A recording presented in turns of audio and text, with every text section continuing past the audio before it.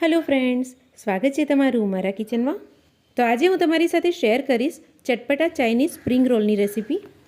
અને આ spring role બહુ જ ઓછા સમયમાં અને બહુ જ ઓછા ઇન્ગ્રીડિયન્ટ્સથી બને છે, એટલા માટે બનાવવાના પણ ઘણા સહેલા છે અને બાળકોને તો આ સ્પ્રિંગ રોલ ઘણા જ પ્રિય હોય છે।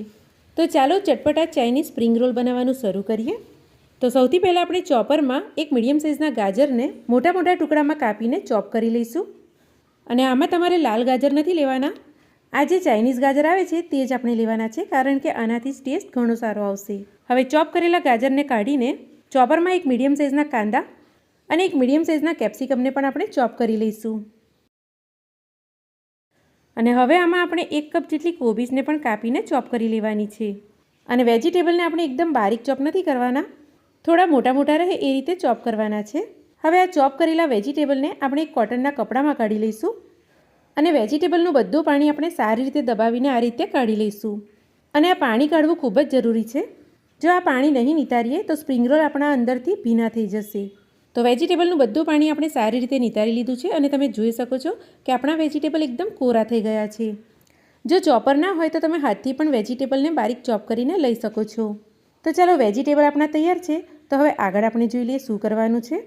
હવે એક કઢાઈમાં આપણે 1 મોટો ચમચો તેલ લઈશું અને આમાં આદું, લસણ અને લીલા મરચાંને આપણે 2 ચમચી જેટલું બારીક ચોપ કરીને નાખીશું અને 1 થી 2 મિનિટ માટે આને આપણે સાંતળી લઈશું। અને હાઈ ફ્લેમ પર જ આને આપણે સાંતળવાના છે। તો અહીંયા આદું, લસણ અને લીલા મરચાં આપણા સરસ સંતળાઈ ગયા છે। તો હવે આમાં આપણે વેજીટેબલ જે આપણે કોરા કર્યા હતા તે નાખી દઈશું અને સાથે જ 1 કપ બોઇલ્ડ નૂડલ્સ નાખીશું।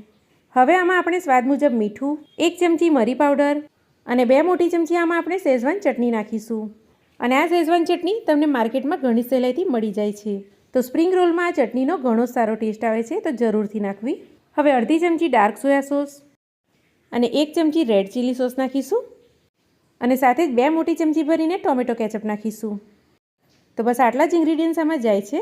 હવે બધી વસ્તુને આપણે સારી રીતે ઉપર નીચે કરીને હલાવી લઈશું અને ગેસની ફ્લેમને આપણે મીડિયમ ટુ હાઈ જ રાખવાની છે। અને બધા વેજીટેબલને આપણે 1 થી 2 મિનિટ માટે સાંતળી લેવાના છે, જેથી વેજીટેબલ આપણા ક્રન્ચી રહે। જો વધારે વાર આને આપણે સાંતળીશું તો વેજીટેબલ આપણા નરમ થઈ જશે અને બહુ નરમ વેજીટેબલના સ્પ્રિંગ રોલ સારા નહીં લાગે। સ્ટફિંગમાં સરસ લાલ કલર આવે એટલા માટે અડધી ચમચી આપણે કશ્મીરી લાલ મરચું પાવડર નાખીશું અને સારી રીતે આને આપણે મિક્સ કરી લઈશું અને મીડિયમ ટુ હાઈ ફ્લેમ પર વેજીટેબલને આપણે 1 મિનિટ માટે થવા દઈશું। તો 1-2 મિનિટ આપણી થઈ ગઈ છે અને ઝટપટથી બની જાય એવું સ્ટફિંગ આપણું સ્પ્રિંગ રોલનું તૈયાર થઈ ગયું છે। તો છેલ્લે હવે આમાં આપણે લીલા ધાણા નાખી દઈશું અને સારી રીતે મિક્સ કરી લઈશું અને ત્યારબાદ સ્ટફિંગને એક પ્લેટમાં કાઢીને ઠંડુ થવા દઈશું। તો જો સ્ટફિંગ આપણું અહીંયા ઠંડુ થઈ ગયું છે, હવે આપણે અહીંયા સ્પ્રિંગ રોલની શીટ લઈ લઈશું અને આ સ્પ્રિંગ રોલ શીટ મારી હોમમેડ જ છે। તો આમાંથી આપણે એક શીટ લઈ લઈશું અને 1 ચમચી જેટલું સ્ટફિંગ આપણે લઈશું અને શીટની ઉપર ધાર પરથી આ રીતે થોડું સ્ટફિંગ મૂકીને હાથથી આ રીતે સેટ કરી દઈશું। હવે સામેની આ ધાર પર આપણે મેંદાની લઈ લગાવી લઈશું, જેથી ફ્રાય કરવાના ટાઈમ પર રોલ આપણા ખુલે નહીં।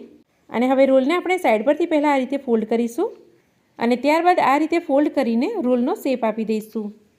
તો બહુ સહેલી રીતે આ રોલ આપણા બનીને તૈયાર થઈ જાય છે।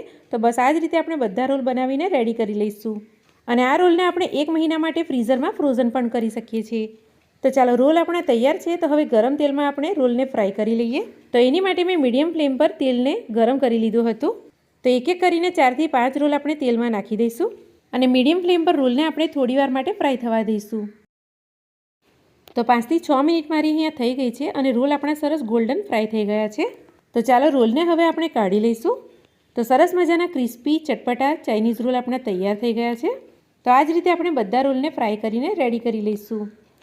તો તમે પણ આ સ્પ્રિંગ રોલને એક વખત ઘરે જરૂરથી ટ્રાય કરજો, કારણ કે આ બનાવવાના બહુ સહેલા છે અને આને બનાવવા માટે બહુ ટાઈમ પણ નથી જતો। તો ગરમા ગરમ રોલને આપણે કેચઅપની સાથે સર્વ કરીએ।